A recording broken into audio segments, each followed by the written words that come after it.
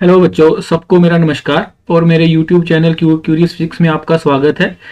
मैं एक और चैप्टर लेके आया हूँ। उस चैप्टर का नाम है इलेक्ट्रोमैग्नेटिक इंडक्शन। ठीक है, ये आपकी फिजिक्स बुक का 6th चैप्टर है। ठीक है, इस पर्टिकुलर चैप्टर में आप ये देखोगे कि कैसे आपका जो करंट है वो मैग्नेटिक फील्ड अगर जनरेट कर सकता है, तो जो मैग्नेटिक फील्ड है वो भी आपका इलेक्ट्रिक करंट जनरेट कर सकती है। ठीक है, तो इसी से रिलेटेड पूरा चैप्टर है आपका। ठीक है, तो बिना कोई टाइम वेस्ट किए स्टार्ट करते हैं इलेक्ट्रोमैग्नेटिक इंडक्शन। तो स्टार्ट करते हैं बेटा इलेक्ट्रोमैग्नेटिक इंडक्शन। ठीक है, इस पर्टिकुलर चैप्टर को मतलब अंडरस्टैंड करने के लिए आपको डायरेक्शंस और जो मोशंस है उसको ध्यान से अभी सुनना है। ठीक है, तो बोलने का मतलब ये है कि धीरे धीरे स्टार्ट करेंगे और धीरे धीरे अंडरस्टैंड करेंगे कि चैप्टर जा किस तरफ रहा है। ठीक है, बिल्कुल भी परेशान नहीं होना है, ध्यान से सुनना है। ठीक है, सारी चीजें ऑटोमेटिकली समझ आने लगेंगी। ठीक है, इलेक्ट्रोमैग्नेटिक इंडक्शन इतना सा बेसिक सा याद रखना कि अगर मैग्नेटिक फील्ड चेंज होती है तो आपका इलेक्ट्रिक करंट प्रोड्यूस होता है। उसी से रिलेटेड ये सारी बातें करेगा। तो कैसे कैसे मैग्नेटिक फील्ड किसी पर्टिकुलर एरिया में चेंज करने पे पूरा का पूरा फोकस रहेगा और उससे कैसे इलेक्ट्रिक करंट प्रोड्यूस होगा। ठीक है, बोलने का मतलब है कि ये जो पर्टिकुलर चैप्टर है ये आपका रियल लाइफ की तरफ अब मूव करने जा रहा है। ठीक है, बेसिकली क्या है कि जो आपने पढ़ा अब आज तक कि मेन जो रिक्वायरमेंट है वो तो है कि how to produce electric current. ठीक है, ताकि आप रियल लाइफ में उसको यूज कर सको। तो ये बोल सकते हो कि कहीं ना कहीं पे एक तो ये स्टार्टिंग पॉइंट है। सेकंड पॉइंट ये है कि जो आपके जो अब तक जो आपने पढ़ा, ठीक है, उसका बेसिक नॉलेज भी होना बहुत जरूरी है। ये सेपरेट चैप्टर नहीं है, ये उसी का कंटिन्यूएशन है। ठीक है जी, तो स्टार्ट करते हैं आगे। ठीक है, कि कहां से स्टार्ट हुआ। कुछ एक एक्सपेरिमेंट्स आपकी बुक में दिए हैं जिनको बोला the experiments of Faraday and Henry. ठीक है, इन लोगों ने कुछ एक्सपेरिमेंट किए और उनको कुछ आउटपुट दिखाई दिया, कुछ चेंज दिखाई दिया।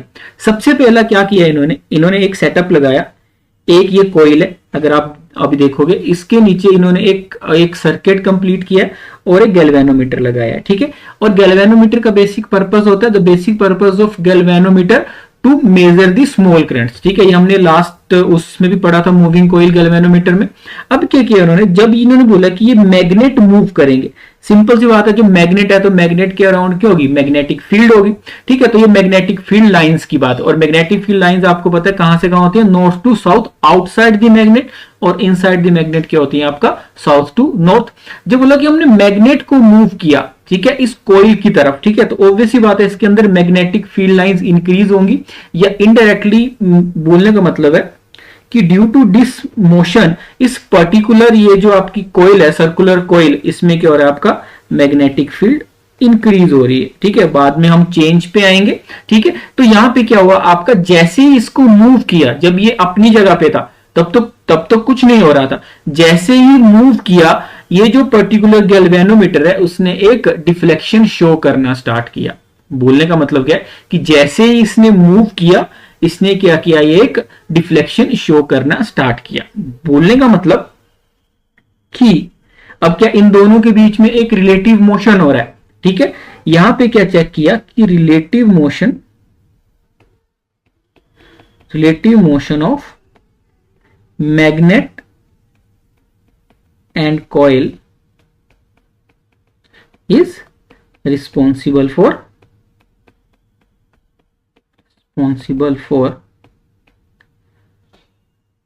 deflection of galvanometer।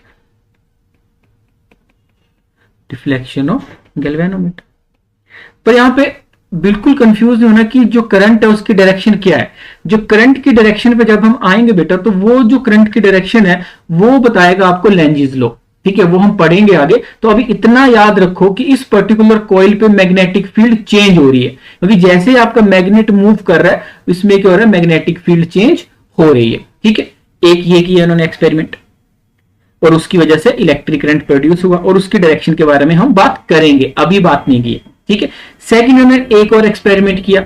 Second experiment क्या किया कि एक ये जो C2 कॉइल है, ये क्या है आपकी एक जो कॉइल है, इस पे क्या किया इन्होंने, करंट फ्लो करना स्टार्ट किया। और आपको पता है जब किसी कॉइल में करंट पास करना स्टार्ट करेगा तो उसके एक्सिस में क्या होगा, एक मैग्नेटिक फील्ड प्रोड्यूस होगी। और उस मैग्नेटिक फील्ड की वैल्यू जहां तक मुझे याद है कुछ ऐसी आती थी, mu naught by 4 pi I R square divide by X square plus R square raise to power 3/2 और n होते थे नंबर ऑफ जो भी टर्न्स होते थे, अगर थोड़ा सा भी याद है, ठीक है, on the axis of loop. तो यहां पे भी अगर एक्स पे एक और कॉइल रखी जाएगी जैसे ऊपर रखी थी, तो क्या यहां पे कुछ मैग्नेटिक फील्ड प्रोड्यूस होगी?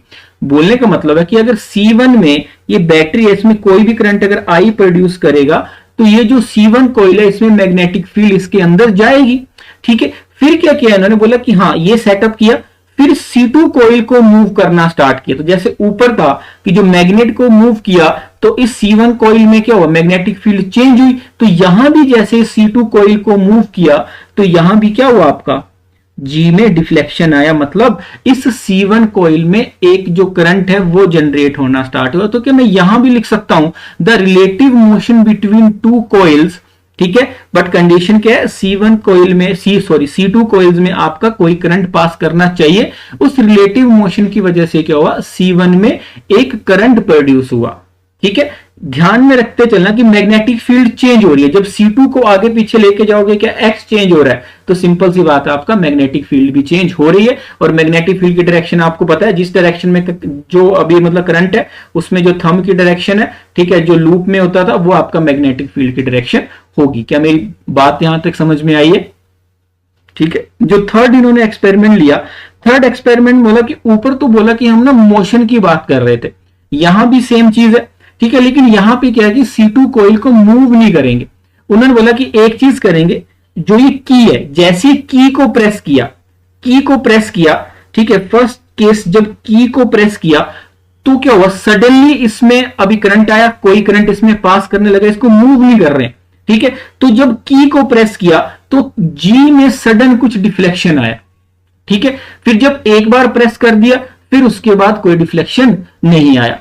फिर क्या किया, जब की को हटाया, ठीक है, पहले केस में क्या किया, की को प्रेस किया, सेकंड केस में जब की को हटाया तो जो आपका जो ये C1 कॉइल है इसमें फिर से डिफ्लेक्शन आया, मतलब इसमें जो करंट है वो फिर से मूव किया। तो बोलने का मतलब क्या है कि जो रिलेटिव मोशन है वो बेसिक रिक्वायरमेंट नहीं है, ठीक है, कुछ और बेसिक रिक्वायरमेंट है। जैसे सडन करंट पास किया C2 कॉइल से, क्या G ने डिफ्लेक्शन दिखाया, तो जब G ने डिफ्लेक्शन दिखाया बच्चे, तो सिंपली क्या हुआ, तो बेसिक रिक्वायरमेंट क्या है, मोशन की वजह से हम कुछ ऐसा चेंज कर रहे थे ऊपर जो यहां भी थोड़े माइक्रो सेकेंड्स के लिए चेंज हुआ, वो था आपका चेंज इन मैग्नेटिक फील्ड। जैसे ही आपने की को प्रेस किया, क्या जो करंट है उस करंट की वजह से यहां पे कुछ मैग्नेटिक फील्ड आई, ऑब्वियस सी बात है, जो भी ऊपर फॉर्मूला लिखा है तो कुछ मैग्नेटिक फील्ड आई, तो सडन डिफ्लेक्शन हुआ। मतलब पहले यहां पे मैग्नेटिक फील्ड क्या थी, 0, फिर थोड़ी सी बढ़ी, जैसे ही यहां पे हमने क्या किया, जो करंट है उसको सेट किया, है ना, फिर मैग्नेटिक फील्ड कांस्टेंट हो गई।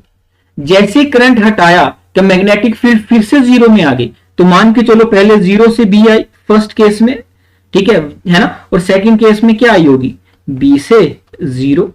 तो क्या मैग्नेटिक फील्ड चेंज हुई इस C1 कॉइल में? तो पहली चीज तो याद रखना कि हमें रिलेटिव मोशन जरूरी नहीं है, रिलेटिव मोशन से क्या रिजल्ट आ रहा है वो जरूरी है, सबसे पहली बात तो ये, ठीक है। तो कंक्लूजन की बात करते हैं कि क्या देखा हमने कि change in magnetic field in coil 1 produces electric current, simple current लिख देता हूं, ठीक है। But relative motion is not the necessary condition. Condition क्या है हमारी, चेंज इन मैग्नेटिक फील्ड को चेंज करना है C1 कॉइल में, ठीक है। सो रिलेटिव मोशन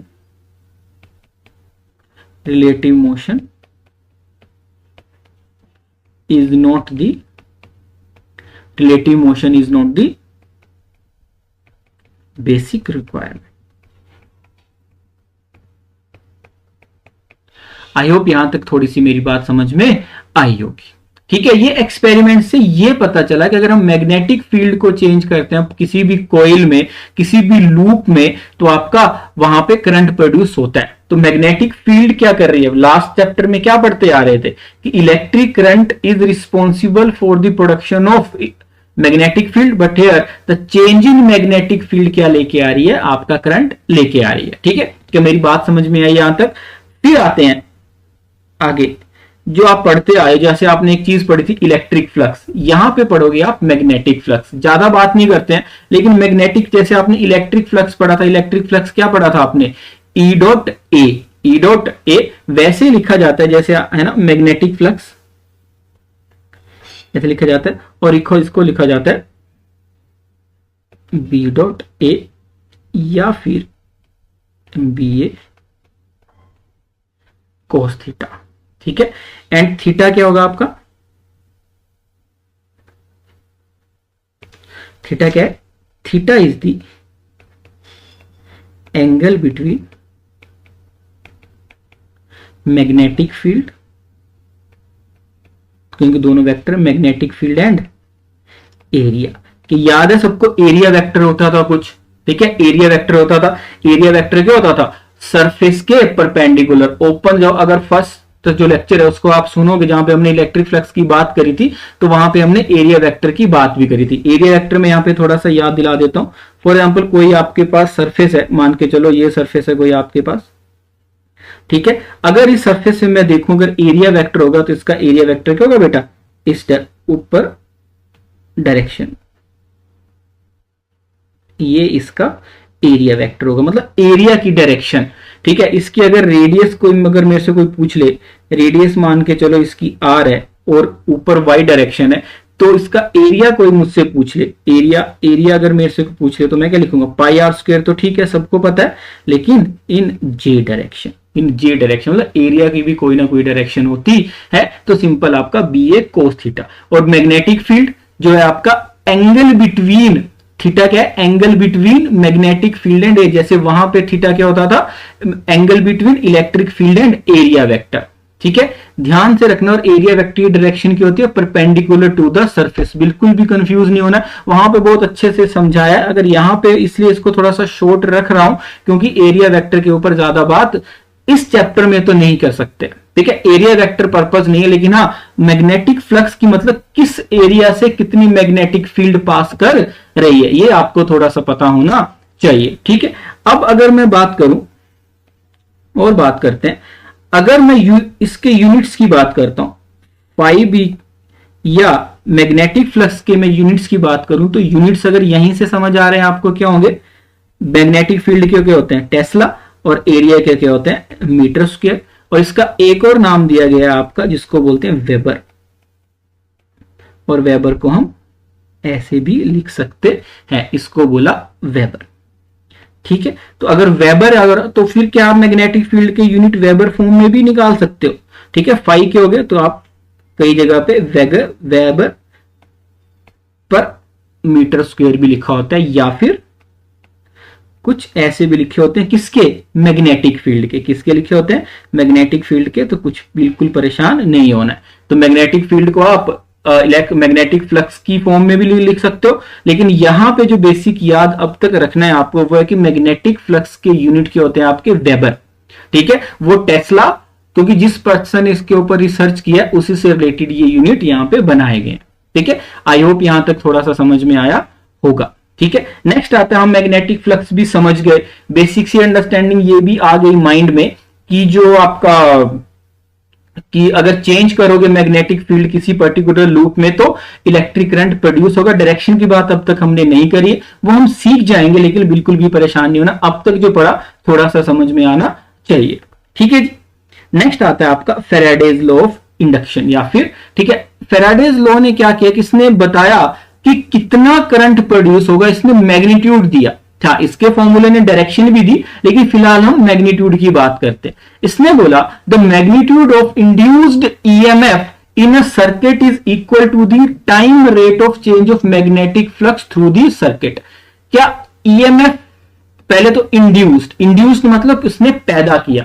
अगर हम किसी एरिया में मैग्नेटिक फ्लक्स चेंज करेंगे तो उसमें इंड्यूस्ड ईएमएफ आएगा। और अगर आपको थर्ड चैप्टर याद होगा तो क्या हमने ईएमएफ फाइंड किया था, इलेक्ट्रोमैग्नेटिक फोर्स क्या होती है आपका, ओवरऑल किसी जो बैटरी है उसकी जो मैक्सिमम पावर होती है।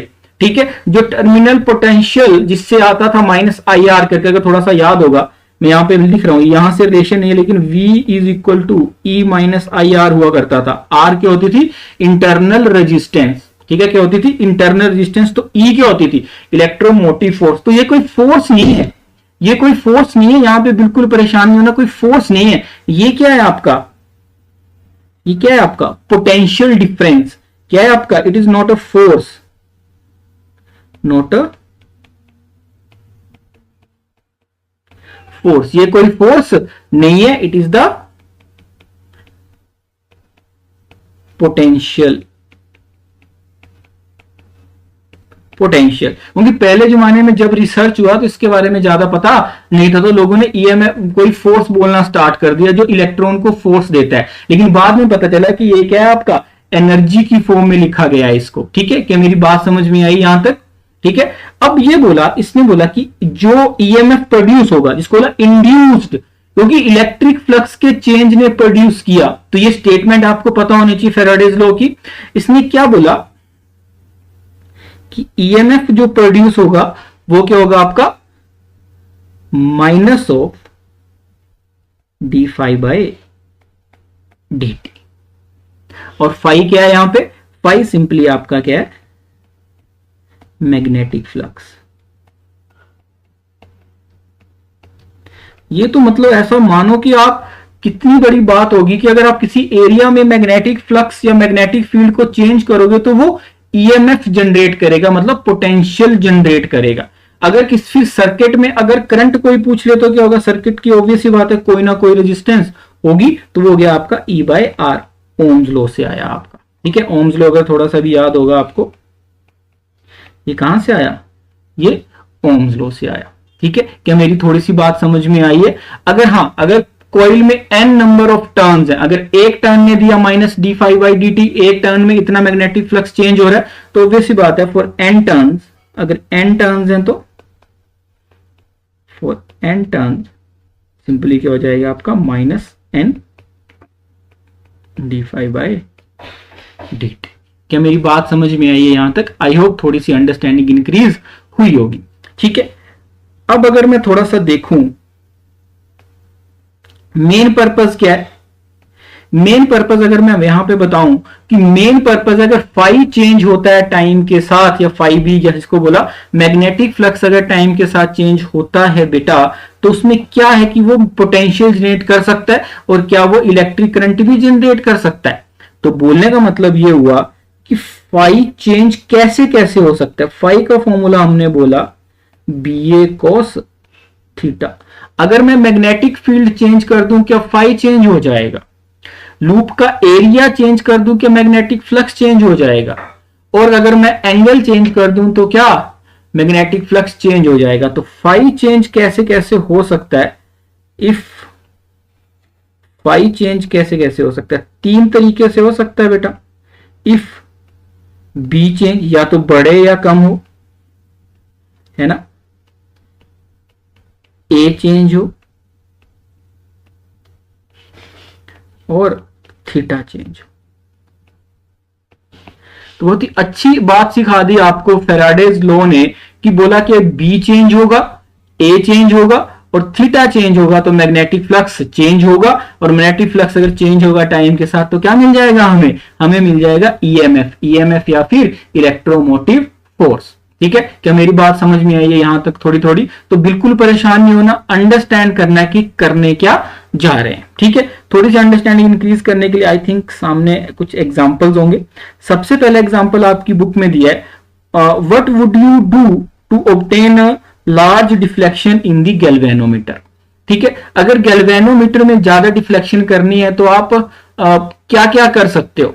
ठीक है, हमने खुद ही बोला, दो जो एक्सपेरिमेंट ऊपर था, आई थिंक जो सेकंड वाला, ठीक है, सेकंड वाला एक्सपेरिमेंट, तो हमें क्या है कि अगर गैल्वेनोमीटर में ज्यादा डिफ्लेक्शन करनी है, हम खुद सीख गए यहां पे, अगर क्या होगा, अगर ज्यादा मैग्नेटिक फील्ड होगी या ज्यादा मैग्नेटिक फील्ड चेंज होगी, तो फर्स्ट अगर मैं क्या क्या कर सकता हूं, अगर मैं मैग्नेटिक फील्ड ही बढ़ा दूं, मैग्नेटिक फील्ड ही बढ़ा दूं, अगर आपने लास्ट लेक्चर याद होगा आपको मैग्नेटाइजेशन एंड मैग्नेटिक इंटेंसिटी, तो वहां पे था कि अगर मैं उस कोइल के अंदर कोई मटेरियल डाल दूं, या कोई ऐसा मटेरियल डाल दूं जिसकी मैग्नेटाइजेशन बहुत ज्यादा है, ठीक है, तो कोर में कुछ मैं डाल दूं, ठीक है, तो उसकी वजह से क्या होगा, मैग्नेटिक फील्ड इंक्रीज हो जाएगी। सॉफ्ट आयरन वगैरह कुछ मैं डाल दूं तो मैग्नेटिक फील्ड इंक्रीज हो जाएगी, ठीक है, बाय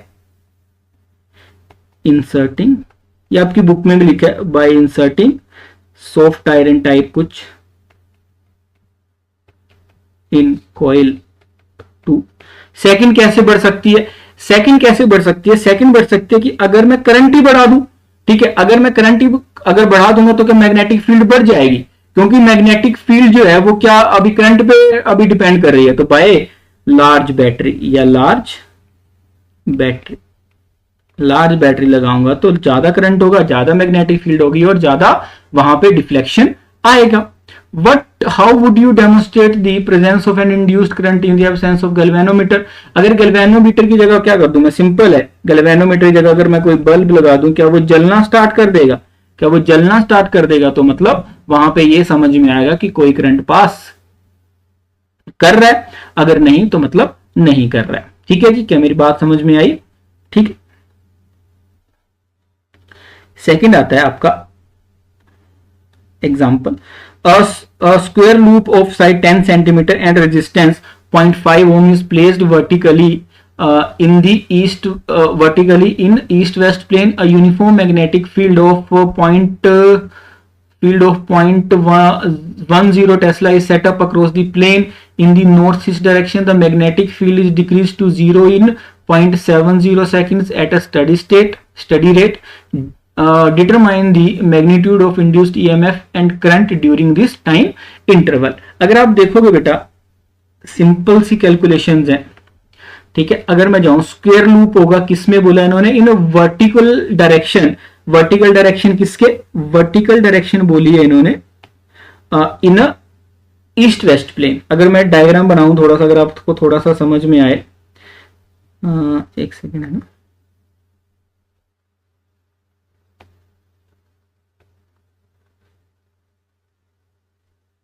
अगर मैं बनाऊं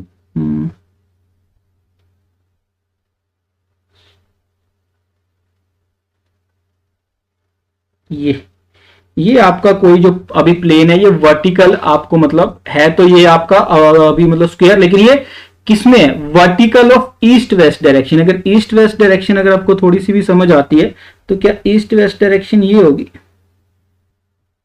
है ना, ईस्ट वेस्ट डायरेक्शन यही होगी। इसके ऊपर क्या किया है, एक लूप रखा हुआ है, ठीक है, जिसकी साइड समझ में आती है 10 सेंटीमीटर है, ठीक है। अब यहां पे बोला कि इसमें मैग्नेटिक फील्ड कहां जा रही है, मैग्नेटिक फील्ड जा रही है नॉर्थ ईस्ट डायरेक्शन में। क्या नॉर्थ ये, ईस्ट ये, तो क्या नॉर्थ ईस्ट डायरेक्शन में मैग्नेटिक फील्ड अगर मैं बनाना चाहूं तो magnetic field north east direction में ये होगी, है ना। और अगर मैं इसका लूप का एरिया वेक्टर देखूं तो क्या एरिया वेक्टर कुछ ऐसा होगा, और ये एरिया वेक्टर की डायरेक्शन है, और दोनों के बीच में एंगल कितना है, 45 डिग्री। तो सबसे पहले तो बेसिक अंडरस्टैंडिंग यही है कि एरिया वेक्टर निकालना कैसे है। अगर ये समझ में आ गया तो बाकी तो कुछ क्वेश्चन में बचा ही नहीं, ठीक है। फिर आपका काम है मैग्नेटिक फ्लक्स निकालना। मैग्नेटिक फ्लक्स निकालने के लिए सिंपल सा फॉर्मूला आपको पता है। मैग्नेटिक फ्लक्स अगर मैं लिखना चाहूं तो मैग्नेटिक फ्लक्स में क्या लिख सकता हूं, BA cos theta. Magnetic field की वैल्यू आपको दी है 0.10 टेस्ला। एरिया अगर स्क्वायर है तो स्क्वायर के एरिया क्या होता है, साइड का स्क्वायर, तो साइड दी है इसकी 10 सेंटीमीटर, तो 10 इंटू 10⁻⁻² का होल स्क्वायर, और कोस 45 होता है 1/√2, तो यहां पे लिख दिया मैंने /√2। क्या मेरी बात समझ में आ गई, ठीक है। फिर उन्होंने बोला कि वो 0.70 पे क्या हो जाता है आपका, टाइम पे 0 हो जाती है, तो ये क्या है आपकी इनिशियल है, ठीक है। 5B फाइनल क्या है आपकी 0 बोला है ना, और दोनों के बीच में टाइम कितना है 0.7, तो क्या मैं मैग्नीट्यूड लिख सकता हूं इंड्यूस्ड EMF, ठीक है। EMF कोई फोर्स नहीं है, इंड्यूस्ड इलेक्ट्रोमोटिव फोर्स नहीं है, ये क्या है आपका पोटेंशियल। तो दोनों के में क्या फाइनल, तो क्या इसकी वैल्यू मैं लिख सकता हूं, चेंज इन मैग्नेटिक फील्ड कितनी आएगी बेटा, तो सिंपल है, वही वाली बचेगी ऊपर वाली 0.10, 10 का स्क्वायर हो गया 100, और ये हो गया 10⁻⁻⁴ डिवाइड बाय √2 तो ये कितना आ गया आपका, आ गया ये पॉइंट, आ गया ये 1 बाय, अगर इसको मैं लिखूं तो ये आ गया आपका 1/10 into 100 into 10⁻⁻⁴ divide by √2। Simple solve कर रहा हूँ, ज़्यादा कुछ भी नहीं कर रहा हूँ, ठीक है। तो सिंपल ये 0 से ये 0 कट गई, तो क्या 10⁻³ डिवाइड बाय √2 वोल्ट, ठीक है। ईएमएफ का मैग्नीट्यूड पूछा, डायरेक्शन की बात मैंने आपको बताया कि हम सीख लेंगे, ठीक है। वो लेंजिस लॉ आपको डायरेक्शन बताएगा, लेकिन अभी तक इतना याद रखना है कि 10⁻³ क्या है आपका ईएमएफ, और इसके यूनिट क्या होंगे, अगर ये इलेक्ट्रोमोटिव फोर्स है तो यूनिट क्या होंगे इसके आपका वोल्टेज या फिर, ठीक है, वी वोल्ट यूनिट होंगे, ठीक है। सेकंड पूछा कि व्हाट इज द, अगर इसमें करंट कितना पास करेगा, अगर पोटेंशियल आपको पता है तो जो करंट है वो क्या होगा आपका, और इसकी वैल्यू 10⁻³ √2, और आर की वैल्यू अगर मैं याद देखूं यहाँ पे तो आर की वैल्यू 0.5 ओम, कितनी है 0.5 ओम, ठीक है। इसको सॉल्व किया तो आई थिंक 2 मिली एम्पियर के आसपास कुछ आना चाहिए, जहां पे मेरे को थोड़ा सा याद है 0.2 मिली एम्पियर इसकी वैल्यू आएगी, ठीक है। तो ये सिंपल सी चीज आपको पता होनी चाहिए, ये सिंपल सी चीज आपको पता होनी चाहिए।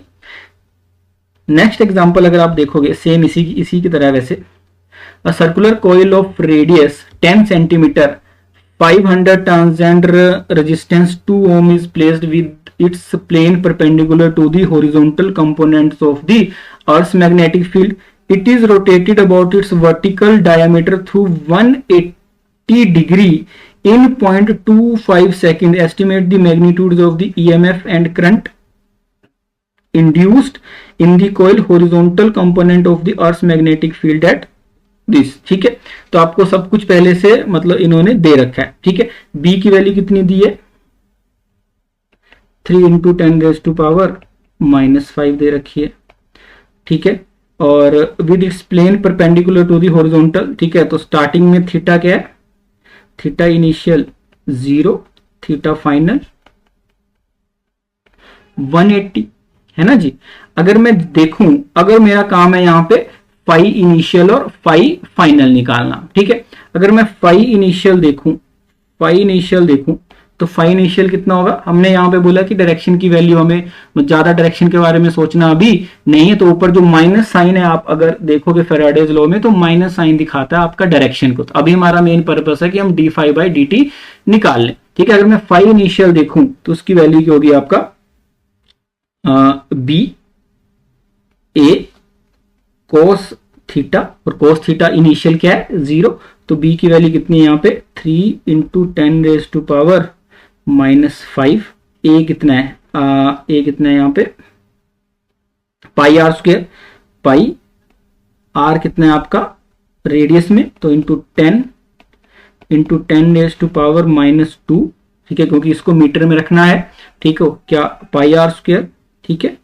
और cos 0 हो गया आपका 1, cos 0 क्या हो गया आपका 1। तो ये आ गया आपका फाई इनिशियल, है ना। और फाई फाइनल में जाओगे तो सेम ही है, बी तो सेम ही रहेगा, ये एरिया भी सेम ही रहेगा, लेकिन cos 0 की जगह क्या हो जाएगा cos 180। और cos 180 कितना होता है बेटा माइनस cos, ये फाइनल आएगा यहाँ पे ना, ये फाइनल आएगा।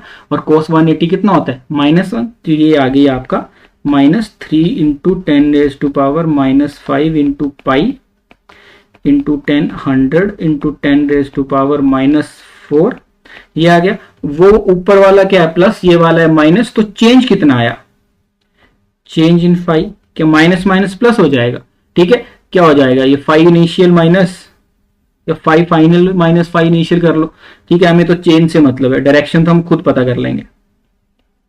दोनों को किया तो दोनों की वैल्यू सेम ही है, ठीक है। माइनस माइनस प्लस हो जाएगा, तो क्या आंसर कितना होगा इसका 2 × 3 × 10⁻⁻5 into pi into 10⁻⁻2।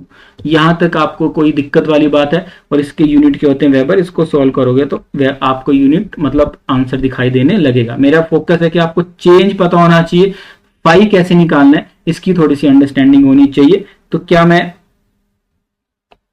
Induced EMF निकाल सकता हूं। टाइम कितना दिया है इन्होंने, ठीक है, आप कोशिश करना, ठीक है, डिवाइड बाय टाइम, ठीक है, और टाइम यहां पे कितना दिया है 0.25 सेकेंड। तो इस पूरे को 0.25 से अभी डिवाइड करोगे तो आंसर आ जाएगा, ठीक है। इस 5 की जगह इसको पुट करोगे तो आंसर आ जाएगा, सिंपल कैलकुलेशन है। और अगर आई की बात करोगे तो जो यहां से मिला होगा डेल्टा 5/t इंटू आर, और इसकी जो रेजिस्टेंस है वो कितनी दी है, रेजिस्टेंस दी है 2 ओम, ठीक है। तो यहाँ पे 2, लेकिन यहाँ पे हर बार हमने एक चीज मिस कर दी जिसको बोला टर्न्स, ठीक है, टोटल टर्न्स। तो टोटल चेंज इन फाई क्या होगा, हमेशा यहाँ पे कैपिटल एन से मल्टीप्लाई होगा। कैपिटल एन की जगह क्या है यहाँ पे, हर जगह होगा, तो लास्ट में भी एन से मल्टीप्लाई होगा। और एन की जगह क्या पुट करोगे आप, अगर कुछ टर्न्स दिए तो टर्न्स की जगह आप 500 पुट करोगे। टर्न्स की जगह क्या पुट करोगे आप 500 पुट करोगे तो आंसर आ जाएगा, ठीक है जी। बिल्कुल भी परेशान नहीं होना है। अब सिंपल अभी कैलकुलेशन में जाके इसको छोड़ा है, ठीक है। आंसर एग्जाम्पल अभी बुक से मैच कर लेना, ठीक है। क्या मेरी बात समझ में आई है यहां तक? आई होप थोड़ी बहुत अंडरस्टैंडिंग इंक्रीज हुई होगी, ठीक है जी। नेक्स्ट आते हैं लेंजिस लॉ। जो हम अब तक बात कर रहे थे कि जो डायरेक्शन की हम बात कर रहे थे, है ना, तो उस जो इंड्यूस्ड करंट प्रोड्यूस होगा, जो इंड्यूस्ड करंट प्रोड्यूस होगा, बोला उसकी डायरेक्शन क्या होगी, जिसको बोला आपका लेंजिस लॉ। तो लेंजिस लॉ ने बेसिकली क्या किया, आपका डायरेक्शन दी। क्या दी, आपकी डायरेक्शन दी, ठीक है। The polarity of induced EMF is such that it tends to produce a current which oppose the change in magnetic flux that produced it, ठीक है। सिंपल एग्जाम्पल से समझना और जो मैं बता रहा हूं उसको भी अभी सोचना थोड़ा सा ना।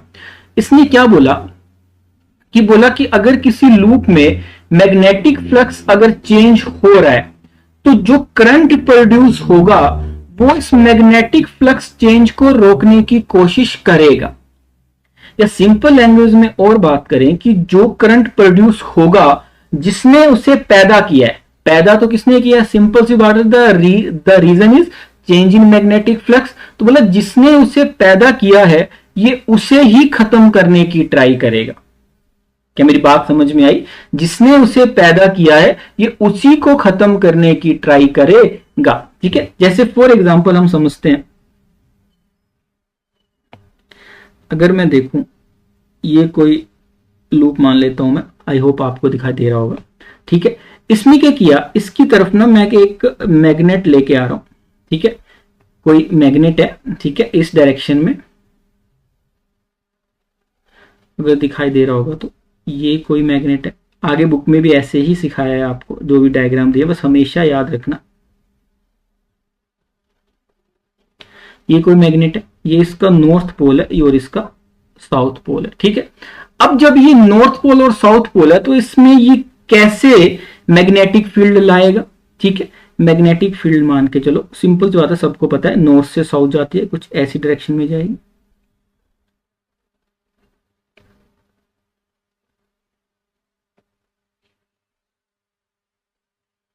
है ना, कुछ ऐसी डायरेक्शन में अभी मैग्नेटिक फील्ड होगी, ठीक है।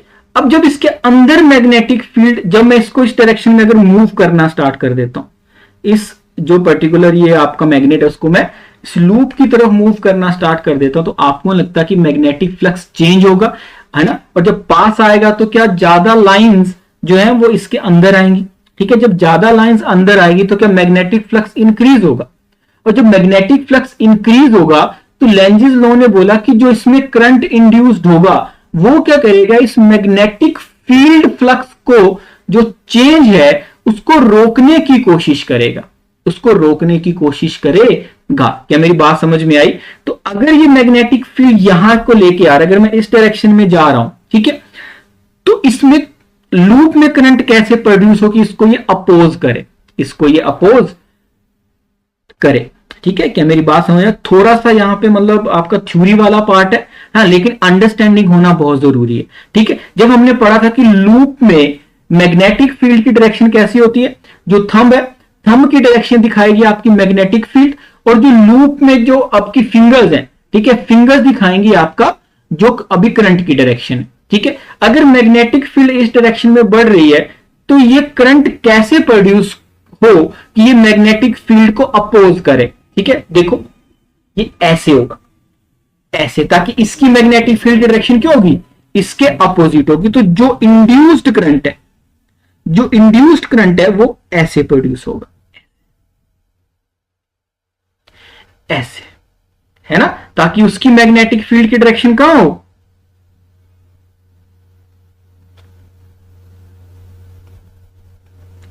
क्या मेरी बात समझ में आई? ये क्या होगा आपका डायरेक्शन ऑफ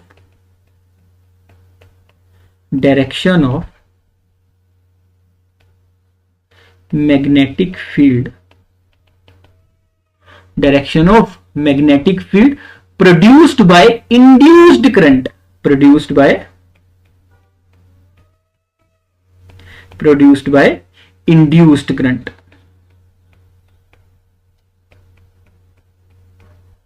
तो स्टेटमेंट लेंजिस लॉ की हमेशा याद रहनी चाहिए। ये जो अभी डायग्राम है उसको भी आप बना सकते हो। अगर इसके अपोजिट जाऊं मैं, ठीक है, सिंपल अगर मैं देखूं इसके, अगर मैं अपोजिट जाऊं, मान के चलो इसके अगर मैं सेम लूप बनाता हूं, लूप बनाता हूं, अब इसमें क्या है, ये जो नॉर्थ और साउथ पोल है ये दूर जा रहा है। अगर ये दूर जाने की बात कर,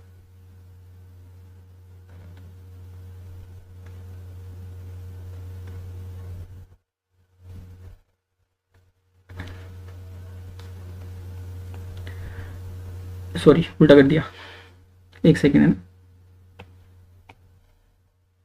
मतलब रहे तो ऐसे ही, पर क्या करे आपका दूर जा। तो अब लूप में मैग्नेटिक फील्ड डिक्रीज हो रही है कि इंक्रीज हो रही है? ऑब्वियसली जो पास आ रहा था तो बढ़ रही है, दूर जा रहा है तो डिक्रीज हो रही है। तो क्या होना चाहिए अब आपके हिसाब से, जो करंट की डायरेक्शन है वो क्या होनी चाहिए, वो इस डिक्रीज को रोकेगा। ठीक है, तो कैसी होनी चाहिए, जो अभी थी, ठीक है, उसके अपोजिट होनी चाहिए। ठीक है, जो अभी थी उसके अपोजिट होनी चाहिए। ठीक है, ऊपर शायद करंट की डायरेक्शन कैसी होनी चाहिए, उल्टी उल्टी बना दी शायद हमने यहां पे ना, थोड़ा सा देखना, हाँ ऐसी होनी चाहिए, यहां पे ये उल्टी बना दी हमने, क्योंकि तभी तो बनेगा, जब ऐसे होगा तभी तो करंट बाहर को जाएगा, है ना। ठीक है, अब नीचे वाले केस में कैसी होनी चाहिए, अंदर को। ठीक है, तो ये कहां को बनाएगा, इस डायरेक्शन।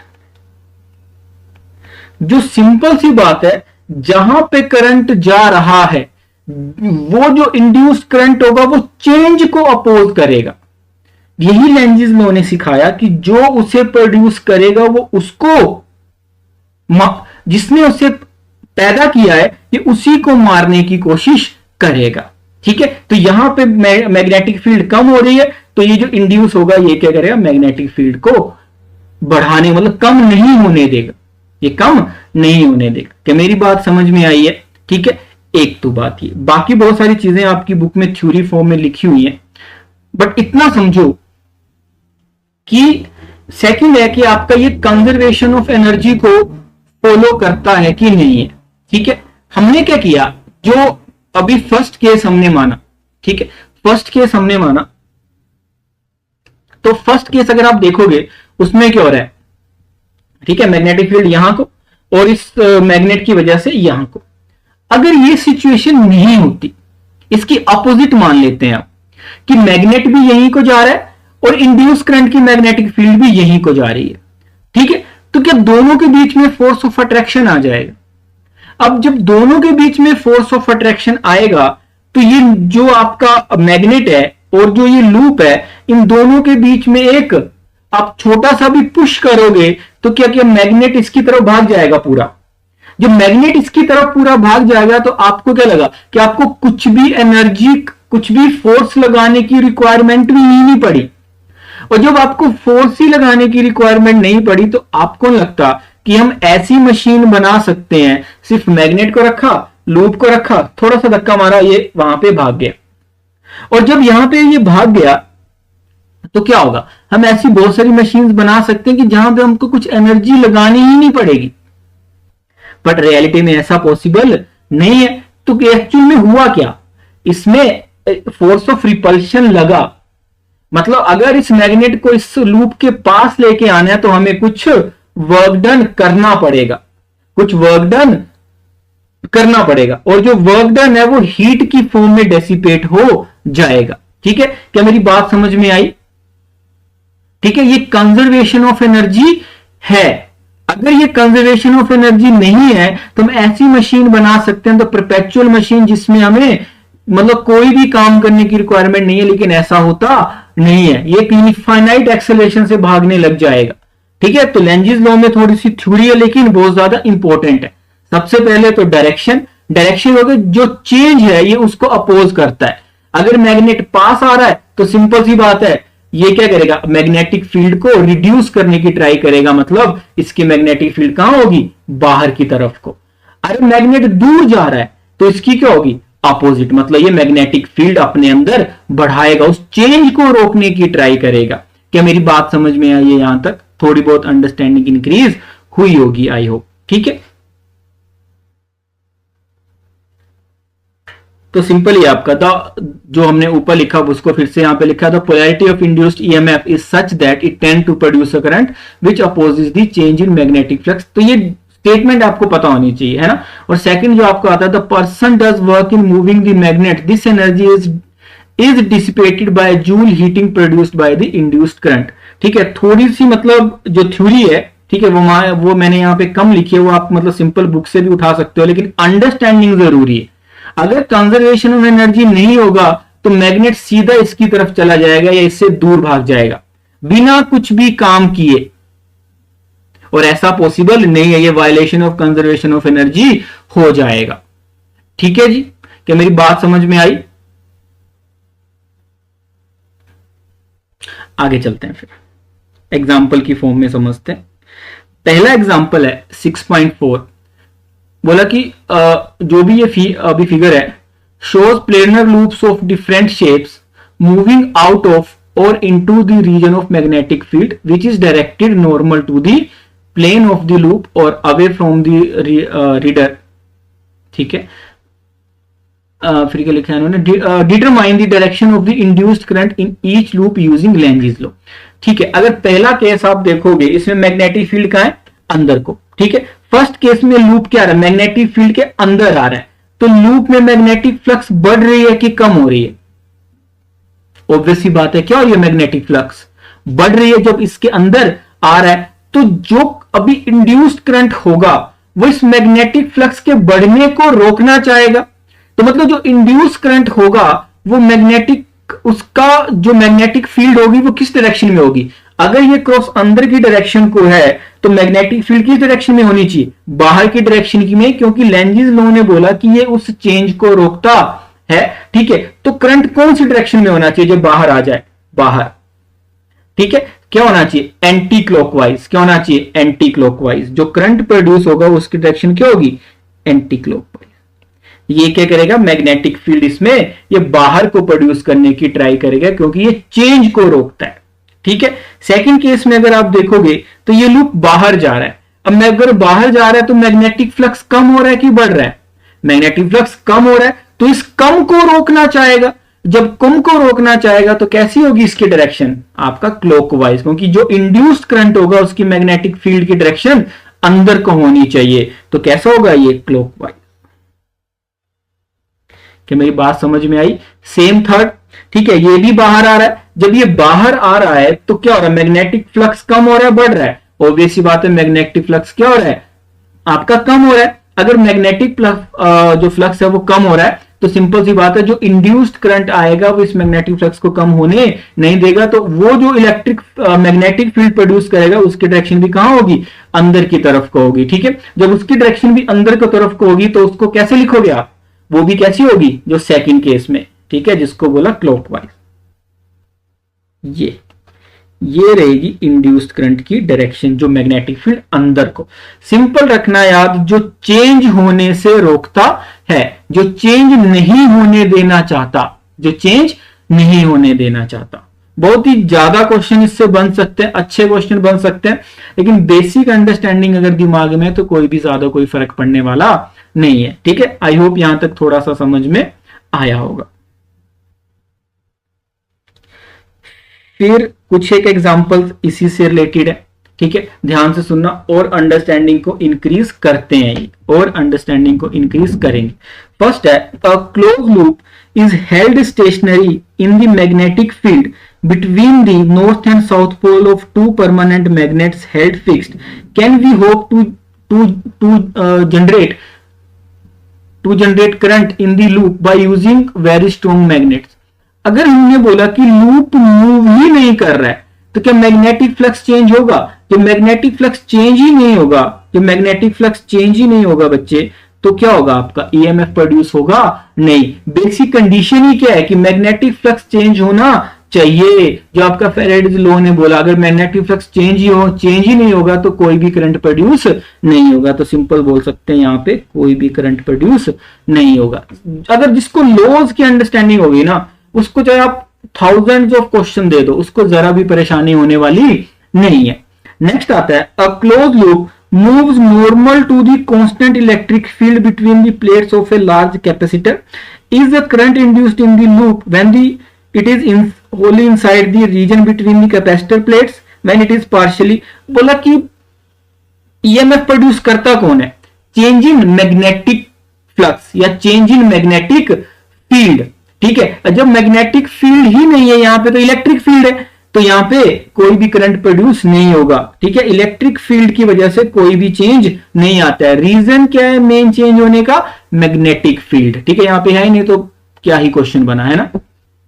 थर्ड है, a rectangular loop and a circular loop are moving out of a uniform magnetic field. Yes, जो नीचे डायग्राम है, to a field free region with a constant velocity v. In which loop do you expect the induced EMF to be constant during the passage out of the field? किसमें बोला कि constant EMF produce होगा? Constant EMF बोलने का मतलब है कि अगर कांस्टेंट EMF होगा तो टाइम के साथ जो मैग्नेटिक फ्लक्स है क्या वो भी इक्वली चेंज होना चाहिए? जैसे आपने फॉर्मूला याद होगा आपको, थोड़ा सा भी फॉर्मूला क्या है आपका? dt। तो क्या d5 भी इक्वल चेंज होगा? तो क्या इसमें कोई चेंज नहीं आएगा। लेकिन जब आप इसको मूव करोगे रेक्टेंगल को, तो क्या हर पार्ट इक्वली जाएगा? तो आपका कांस्टेंट होगा। ठीक है, लेकिन आप सर्कल को देखोगे, सर्कल का पहले क्या ये एरिया बाहर आएगा, लेकिन जब नेक्स्ट स्टेप में आओगे तो क्या एरिया बढ़ जाएगा, अगले स्टेप में आओगे तो क्या एरिया फिर बढ़ जाएगा, और जैसे डायमीटर पार करोगे क्या एरिया कम होने लग जाएगा छोटे छोटे सेक्शंस का, है ना। लेकिन रेक्टेंगल में ऐसा कुछ भी नहीं है। इसमें अगर वेलोसिटी कांस्टेंट है तो ये भी सेम, ये भी मतलब एक पर्टिकुलर टाइम में सेम एरिया बाहर जाएगा, और सेम एरिया बाहर जाएगा तो ज्यादा कोई दिक्कत वाली बात नहीं होगी। क्या मेरी बात समझ में आई है ना। सर्कल में सेम एरिया बाहर सेम टाइम में नहीं जाएगा। ठीक है, जैसे सिंपल है कि बी कांस्टेंट है, यहाँ पे थीटा भी कांस्टेंट है, चेंज तो ए हो रहा है। ठीक है, तो यहां पे अगर मैं बोलूं कि DA by D T is equal to constant, but इस केस में डीए एरिया ए है ना, D by D T is not constant, वो टाइम के साथ चेंज हो रहा है, क्योंकि फाई का फॉर्मूला क्या होता है? बी ए कोस थीटा, तो थीटा भी कांस्टेंट है, बी भी कांस्टेंट है, चेंज कौन हो रहा है? एरिया। नेक्स्ट क्वेश्चन अगर मैं देखूं, the predict the polarity of the capacitor in the situation describe by 6.9। जब ये नॉर्थ पोल इसके साइड जा रहा है तो मैग्नेटिक फील्ड बढ़ रही है। ठीक है, और सेकंड केस में देखोगे साउथ जा रहा है। ठीक है, तो अगर इसमें नॉर्थ जा रहा है तो क्या होनी चाहिए करंट अकॉर्डिंग टू लेंजीज लॉ? ऐसे बाहर की डायरेक्शन, है ना। इसकी तरफ से मैग्नेटिक फील्ड कैसे होना चाहिए? तो जो करंट होगा वो इस डायरेक्शन में जाएगा। अब जब करंट इस डायरेक्शन में जाएगा बेटा, तो ये जो आई हम पढ़ते थे ये क्या होता था? इसको बोलते थे हम कन्वेंशनल करंट। तो इलेक्ट्रॉन की डायरेक्शन क्या होगी? Electron will move from A to B. Electrons, E for electrons, will move from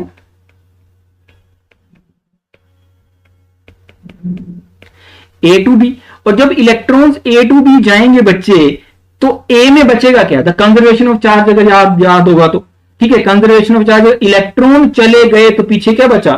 positive charge. तो A पे आएगा पॉजिटिव चार्ज और B पे आएगा ज्यादा इलेक्ट्रॉन तो नेगेटिव चार्ज। सिंपल है।